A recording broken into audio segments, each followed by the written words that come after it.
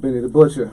What's up with you, G's? I'm good, man. Thank you for talking to the people at Ambrosia for Heads and AFH TV. You already know. Second time in a couple months, but that just shows how your Griselda grind is. You know? That's a fact. I mean, I'm working. I'm working. Yeah. We got a special cameo here too. My man Conway, you want to say what's up? Yo, what up? What up? You already know. Yeah. Griselda, we here. Word. No, I'll never go nowhere by myself, man. Yeah. Roll deep. But yo, we're here today to talk about the new project, Plugs Unmet.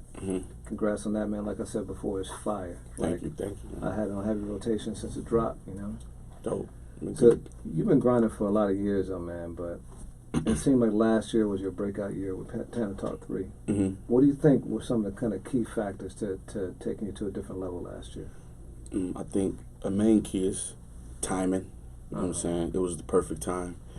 And you know what I'm saying? Just the Griselda formula that people think they can recreate, but they can't. You know what I'm saying? The chemistry with Al and Derringer, and you know what I'm saying? And just the input of just the album. You know what I'm saying? It's like it's the Griselda formula. It was rich with that, and I'm on there talking my shit. This shit that nobody never seen before. What we doing? You know what I'm saying? So I think people was excited about the movement. You know what I'm saying? And more time passed, the more people get more excited about it. You know what I'm saying? They was ready for it. You talk about timing. What was it about the timing that you think made it right? Okay, boom. See, that's what a lot of people don't know. I say it all the time, though. Tana Talk 3, the first release date for Tana Talk 3 was March 2017. Okay. You feel what I'm saying? Yeah. I had 90% of the project already by then, but we still didn't put it out. You know what I'm saying? We kept chipping away, you know what I'm saying, doing more freestyles, more features on Conway and West shit, and just tours, and just, you know what I'm saying, getting more known because what we had. We knew what we had, so it was like, nah, we can't put this out like this. We gotta grind a little bit more, you know what I'm saying, get the people's attention more, and then put that out. You know what I mean, so we waited. So you had to set it up. Right. I think a lot of people underestimate that timing is one thing, but you got to create your own timing to some degree too. Exactly. Through that Right. Yeah. So I saw in an interview that you've been wanting to do music since you were 10 years old. When did you start really pursuing your career in earnest? I would say I always like been in the hood, just doing shit. You know what I'm saying, with like dudes had studio equipment. I would say really that's me pursuing my career. You know what I'm saying, since I was 14, 15, going in the studio and being around like dudes from the hood. You know what I mean, who dope as hell, when I was just watching them, learning what they was doing, like that's the start of my career, because I always took it serious. You know what I'm saying, when I was 15, 16, going in the studio, it was niggas like Conway. Like he was already, I mean, a lot of niggas don't know, but he was already who he is. You know what I'm saying, drumming, one of the illest niggas, was the illest nigga, period. So I was coming up under that, so it was times that I didn't even spit a rap. I just was watching, even though until I perfected my craft. So around then, you know what I mean, I'm a student of the game. I tell you, I'm a sponge. I soak in everything. So even around those times, that's when it started. But professionally, man, I've been in the studio since then. I've been in the studio since I was 16. Running around doing this shit, being on tapes we putting out in the hood. Like this shit is a long time coming. You know what I'm saying? Without those days, we don't get these days. You know what I'm saying? So you 34 now? Yep. So you've been grinding 18 years. Facts. Yeah, I mean, that's a whole lot of discipline, to keep going after that, because you didn't see the kind of success you're seeing now until like a couple of years ago. That's a fact. What sustained you through that?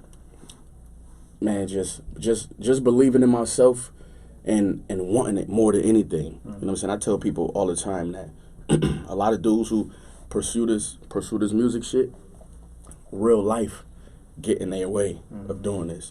Niggas got baby mamas, kids, and wives and jobs, and you know what I'm saying, shit going on in life that's derailing them from doing this. You know what I'm saying,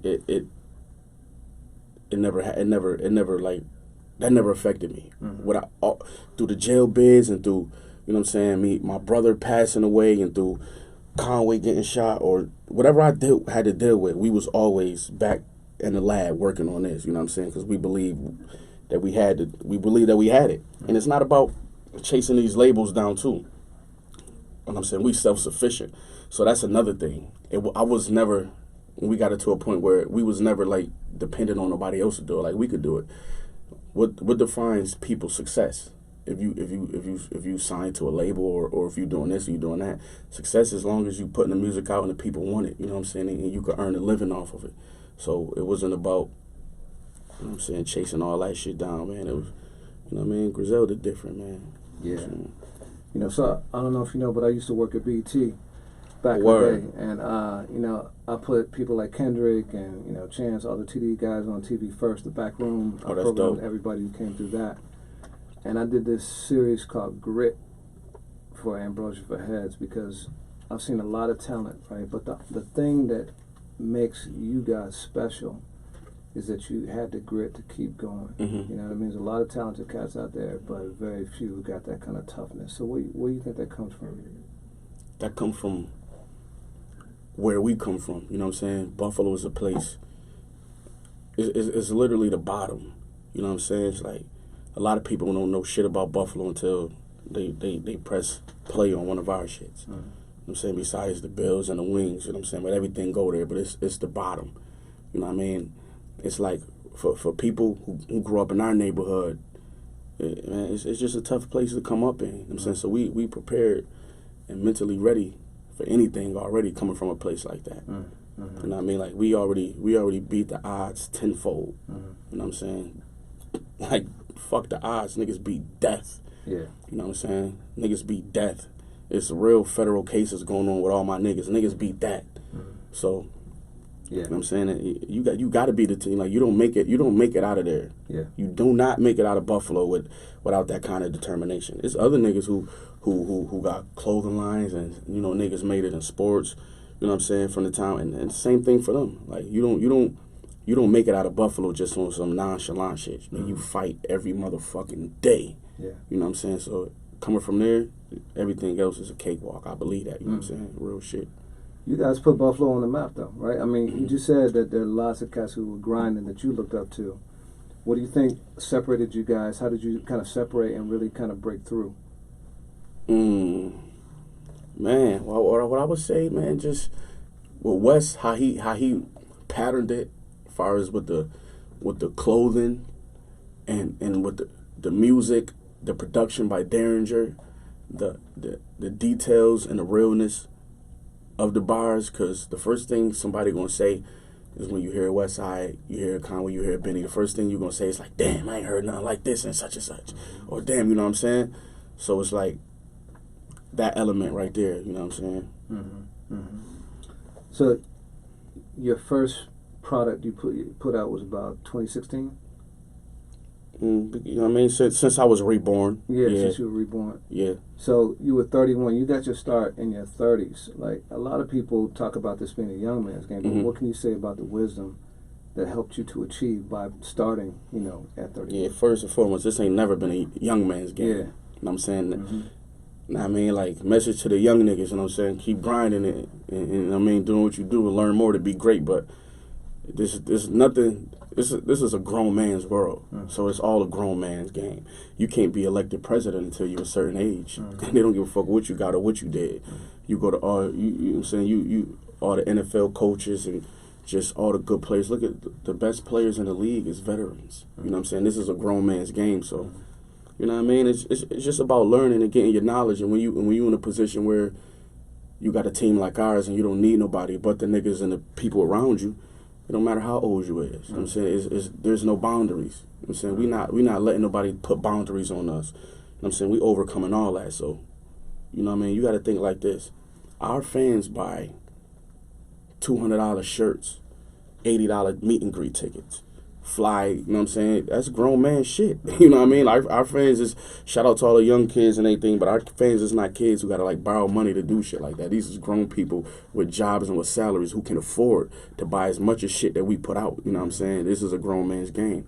And the older you are, the smarter you are, the sharper you are. You know what I mean? Like, I tell that to people all the time. When I was 24, I was the shit. I was that nigga. But 24-year-old me can't fuck with 34-year-old me. You know what I'm saying? Whoever I thought I was back then. You know what I'm saying?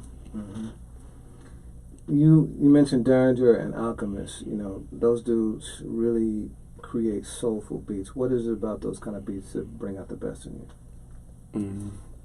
The emotion that it pull out of me. You know what I'm saying? Because that's my secret weapon.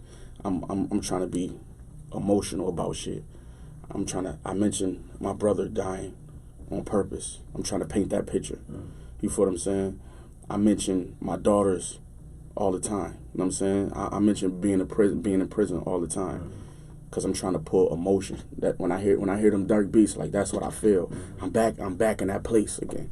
You know what I'm saying? And I put it on the record. You know what I'm saying? They know how to do that. They know how to put that emotion out of us. Alchemist and Danger. They know how to do that shit. So it's a little bit of them as genius producers toying with me because they know what floats my boat. They like, oh, he gonna rap some crazy shit on this. So with that kind of direction, and you know what I'm saying, and it's just chemistry, man. They know what we like. There's a lot of pain in your music. It takes a lot of courage to put that kind of raw emotion out. Where do you get that courage? I feel like that's what the game been missing is the transparency. You know what I'm saying? It's like these dudes can get on these songs and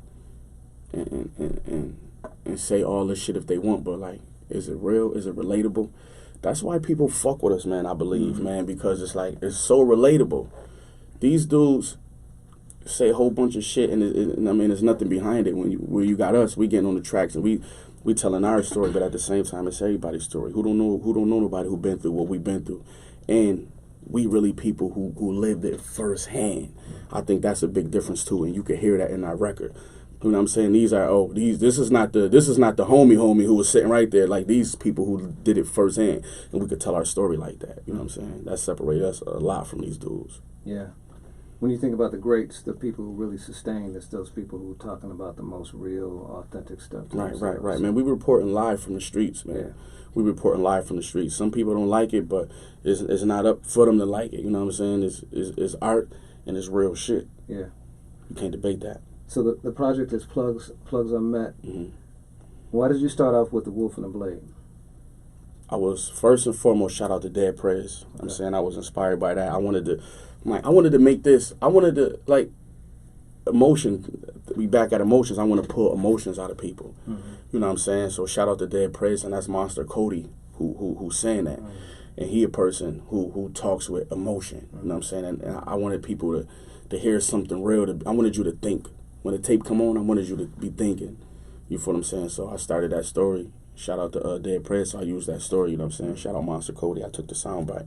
I wanted people to be thinking in deep thought by the time the music hit you. Monster Cody, 8-Track Gangsters, West Coast OG. How did you get turned on to him, and what inspires you about his story? Well, I read his book in prison. Crazy. Yeah. You feel what I'm saying? And I never met him. I never spoke to him, but I read his book in prison, and that inspired me. You know what I'm saying? Hear him tell his story, how he wrote the book in jail and got famous, and you know what I mean? And I did previous music before, and I used sound bites from him. So whenever I'm looking to like use a skit like that, I always go to him first, and I watch a whole bunch of his interviews and shit. So you know what I'm saying? I'm a fan of his shit. What's some other stuff you read in prison that inspired you? Man, I read a lot of James Patterson books. Okay. You feel what I'm saying? I read a lot of Iceberg Slim books. You feel what I'm saying? And I read a lot of like blacktail freaky shit, you know, when you're in there, you know what I mean? But really that Monster Cody book stand out. Yeah. You know what I'm saying? It stand out to me. I read a ton of them shits, but that stand out. So can you talk about what Plugs Unmet means, the meaning behind it? Well, Plugs Unmet, you already know it's I'm getting back at what I said on Broken Bottles, produced by Alchemist. I heard they sick about me rapping about the drugs I stretch. So I'm going to write a whole album about the plugs I met. And I said that because, you know what I'm saying, sometimes I go to the videos and I read through the comments, you know what I'm saying, I see what people say. I'm tapping in. And I see people like, yo, why he always rap about this, or why he always rap about that? You know what I mean? The real answer is because I fucking want to. You know what I'm saying? That's what I like to rap about, and that's what people like to hear. If you want to hear something else, that's what you got to go tap into. You got to go listen to that. But when you want this feeling, you know you can come to me. And I just thought about it, like, I should really name the album that, name a project that. And that's what I did. And then I'm like, I got to tell a story. I got to tell a story on there, you know what I'm saying? And I gotta give every aspect of the game on there, you know what I'm saying? So the plugs I met, you know what I mean? People thought I was going to be on there naming plugs, running down shit like that. It ain't like that. I just take you on a up close ride, you know what I'm saying, through my life, East Side Buffalo, through things that I've been through, you know what I'm saying? there's different kind of plugs though too, right? I mean, there's the plug that's obvious, but there's also just people giving you game. That's a plug too, right? Yeah. That's a fact. That's why Thought is the first. That's what I'm saying. Right. That's why Black Thought is the first one on there. You know what I'm saying? And you could tell you got me, and then you got him. You know what I'm saying? Those two. You know, so you see the contrast of those. You know what I'm saying, of those two different styles, but I knew it to blend well. So I mean, over the Al Green sample produced by Shay. Like you said, it's different plugs. You got the homies in the hood who selling all the dope. They giving you game, and you got the dude who live next door. He work a job, and he probably got just as much money as them, and he telling you a different way. You know what I'm saying? Real shit. What kind of game does Black Thought's music give you? Man, it give me. When I hear him, I hear longevity. I hear longevity. You know what I'm saying? And it's about the effort and being relentless and being and wearing different hats. For a dude like that to be, you know what I'm saying, like Jimmy Fallon, you know what I'm saying, and still could rap like that, he's not out of touch with this. So it's longevity and always remember where you came from, because he's tapped into a lot of the new underground street niggas. You know what I'm saying? So I admire that. You know what I'm saying? To do like him to be where he at, and the inspiration of what he mean right now to this lane of music right now, because he one of the last spitters. You know what I'm saying? I mean, I see longevity. You know what I'm saying? You know, we were talking about it not being a young man's game. There's an argument that 40s is the prime for rap. You look at cats like Jay and Thought and Pusha, they're all putting out their best music in their 40s, you know, which is crazy. I believe that because your brain is a muscle. You know what I'm saying? And over time, it just get better. You learn more. It's about, to be a good rapper, I'll tell people this all the time, to be a good rapper, you have to be smart. You got to say smart. You impressing people. You got to say some shit that I don't know. You got to say some shit that's slick. I'm a hard critic. You know what I'm saying? People be hard critics. I've been nice all my life with rap, so you got to say something nice. You got to teach me something. You know what I'm saying? You just can't be anybody. 9 times out of 10, the nice niggas on the mic, they smart dudes. You know what I'm saying? You don't write your raps down. I mean, to remember, first of all, just to produce the amount of content that you produce, but to remember it, that's genius, right? Like, right. Not many cats could do that. So, yeah. Exercise, man. Yeah. It's an exercise thing. So on Crown for Kings, you know, you open up with In the Kitchen Counting Cash with cats with backward agendas. Can you talk more about what that is, the backward agendas? It's like you just in a situation you getting money with niggas, and we all getting money, and the nigga got a gun on him. We cooking dope. We probably somewhere, whatever we at. You know what I'm saying? We doing bad shit in the kitchen. You know what I'm saying, wherever. And none of these dudes, they tell you they love you, but they won't put you in a position where you safe or you can feed your family, but they'll kill somebody for you, or they want you to kill somebody. You know what I'm saying? Niggas won't hand you a book. They hand you dope though. You feel what I'm saying?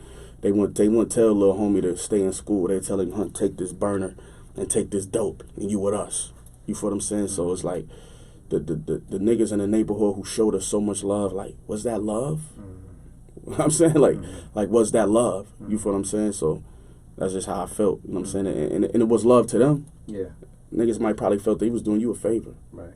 But I got to a point where I realized, man, I don't want them kind of favors. And a real game come from when niggas trying to put you in a better position where you out here. You know what I'm saying? If niggas giving you guns and dope, you ain't gonna be out here to enjoy nothing.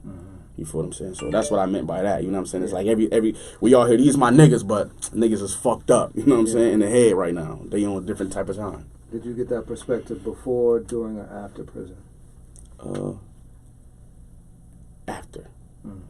After. Because growing up, if a nigga put a gun in my hand, I felt like that's what he's supposed to do. You know what I'm saying? If one of my homies who had some dope, if he gave me some, I felt like that's what he's supposed to do. He doing me a favor. He put me on. You feel what I'm saying? Niggas wasn't telling me to stay in school. Yeah. I feel like he probably would have been trying to, like, he talking shit like, you ain't staying in school. What you trying to tell me that for? So, but after going in and out of jail, it was times, my first time in jail, I was the youngest one in there. I was 18. Everybody was older than me.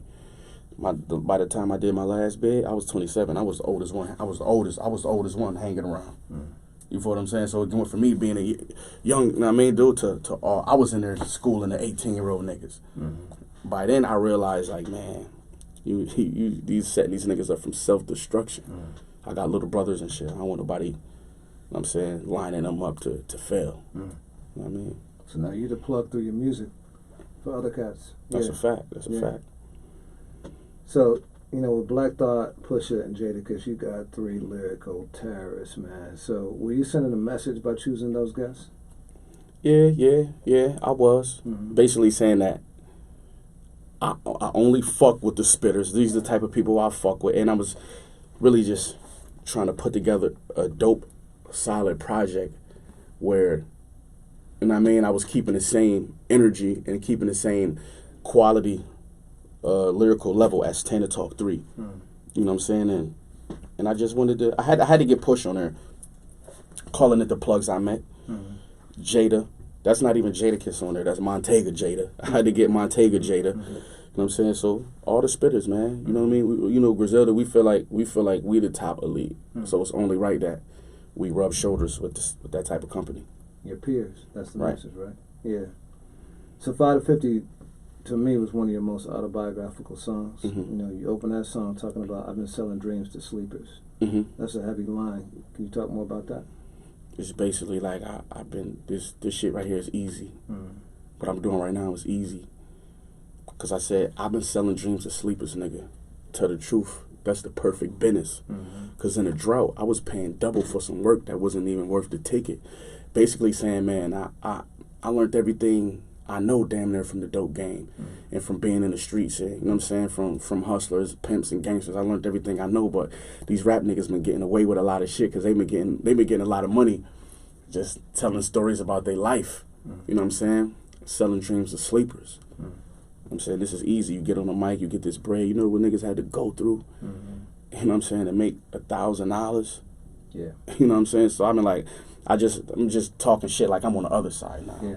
You know what I mean? Tell the truth, this is the perfect business, because in the drought, because on the other side, that's what I was doing. You know what I mean? That's what I meant by that. You know, you also refer to yourself as being an honor student, too. You know, and obviously, you know, we already talked about the brain power you got to have. What was your school experience like, and when did it end? My school experience was cool. You know what I'm saying? I got all A's all up until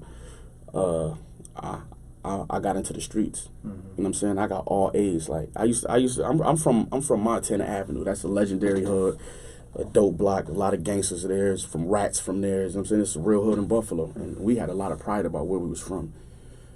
And in my era, it was a lot of tough dudes from. So I was like trying to hang with them. But at the same time, at the award ceremonies at school, they was calling me. I was like getting the highest grades and shit. You know what I'm saying? But I was still trying to hang with these dudes because it came natural. So I got all A's up until I started getting in the streets. And I was fascinated by other things. And the effort went out the window. You know what I'm saying? My daughter, Germany, my youngest daughter, she just got accepted into the National Society of High School Honor Students. You know what I'm saying? Yeah. And I told her, I'm like, yo, that was me. I just didn't. You know what I'm saying? I just wasn't strong enough to keep going. You know what I'm saying? So, real shit, man. I was an honor student. School was cool to me. You know what I mean? But your life worked out pretty well so far, right? I mean, in the end, you know. Yeah. You know what I'm saying? Yeah. I dropped out probably like 9th grade. You know what I mean?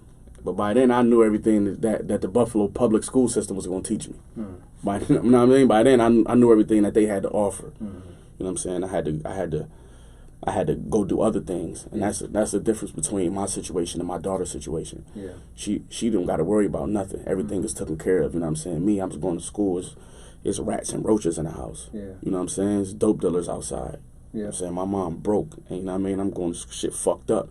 Niggas got to rob a fiend or got to do some crazy like real shit. You know what I'm saying? What do you think you would have done if you had stayed in school? I probably would have been like.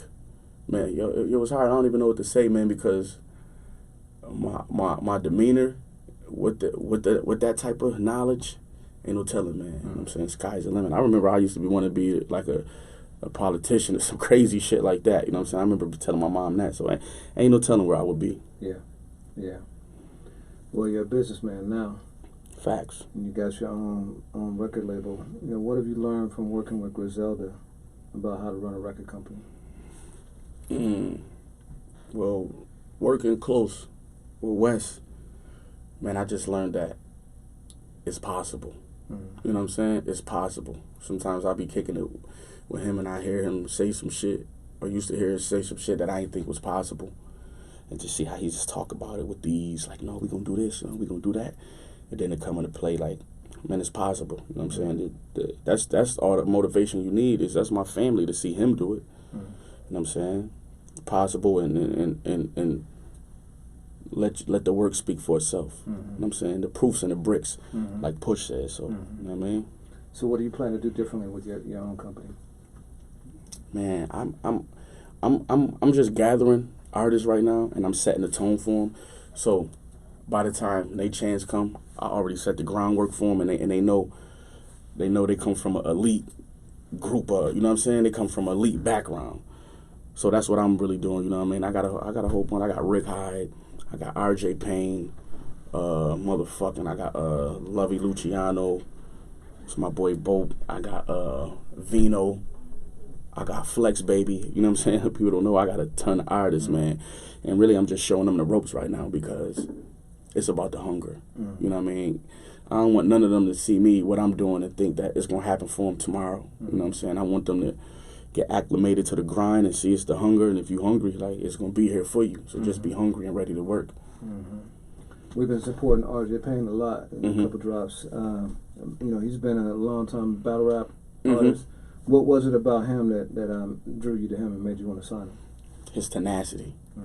Because a lot of people could rap, but you can't teach that type of tenacity or that hunger or that drive. That's something you can't teach, and that automatically stood out to me. And I want to get him a classic project. He got crazy projects. All them shit's hard. You know what I'm saying? But I want to take his shit to the next level because the people love him. And like I said, when you an elite spitter, you need to be rubbing shoulders with elite niggas. You know what I'm saying? So I put him over so, you know, he can get extra looks and be around and be in the right company that he deserved to be in. You know what I'm saying? But that tenacity and that hunger and that drive, man, those are the things that stood out to me and made me want to work with him. Keeps you sharp and hungry too, right? Yeah, exactly. You know what I'm saying? To come in and he a dude who going to make everybody better. You know what I'm saying? Because, you know, you got another shark, so you got to be a little quicker and faster and hungrier. You know what I'm saying? So, real shit, shout out to Payne. Yeah. So on 5 to 50, you talk about being a 3-time felon and now running your own business. What's your vision for where you want to be in 5 years? Man, I want to be more. I want to have the record label more established with some big records under our belt. You know what I'm saying? My team in position. You know, my girl India, she about to start like a little boutique clothing line and shit like that. You know what I'm saying? Sell her brand. Her a little further along. You know what I'm saying? Just put the team on. I'm gonna be honest with you. No matter what we doing, I gotta put the team on. It's enough money for everybody to get something, and as long as we think smart and move together, we can all fix our situation and be where we need to be. You know what I'm saying? It's possible. Dope. Anything else you want to tell the people? Anything coming up? Man, I just want to tell the people, man, check out that Plugs I met, man. It's crazy, man. I worked hard on that project. After 10 to Talk 2, man, a lot of people said, I tweeted this the other day, and I'm like, man, people ain't think I could do it again. But a lot of people retweeted, like, man, nobody thought that. We thought you could do it again. But it was like whispers here and there saying, it was like, man, you think you could do that again? And they was asking. And of course, you know what I'm saying? Like, I'm a chef, you know what I mean? Name one chef who only made one good pound cake, man. I can make 10 of those because it's the formula, you know what I'm saying? And I'm going to stick to the formula. I'm never going to change up. And I'm going to always give it 100%. I put my heart into it. See, look, this is the thing. I know I'm going on here, but let me tell these dudes a secret. They need to hear that. When you make this kind of music, my project peaked at number 2 on the iTunes charts. No catchy hooks, no singles, no videos out, no major label, nothing like that. It's real music. It's real music, and I'm pulling out emotion. People feel that shit. You feel what I'm saying? So you don't need all that gimmicky shit. I'm saying that's a lie. You know what I mean? When they tell you need to do this. You know how many times people told me, like, yo, you think you're going to get fired with the Derringer beats, or da-da-da-da, you think you're going to do this, or you think, you know what I mean? Like, yes. You know what I'm saying? Because I'm not trying to be in nobody else's lane. You know what I'm saying? I'm just trying to be, like, in control of my own lane. And people on the outside looking in don't understand that. But, man, it's a blessing, man. I ain't had to compromise my sound or do nothing, or had to sign a fucking deal all my life to some 60-year-old white dude, to some crazy shit. You know what I'm saying? So, and it's a blessing, man. Go get that plugs I met, man. Shout out Ambrosia for heads for fucking with me, man. You know those my peoples over there, and fuck with the butcher, man. The butcher coming, man.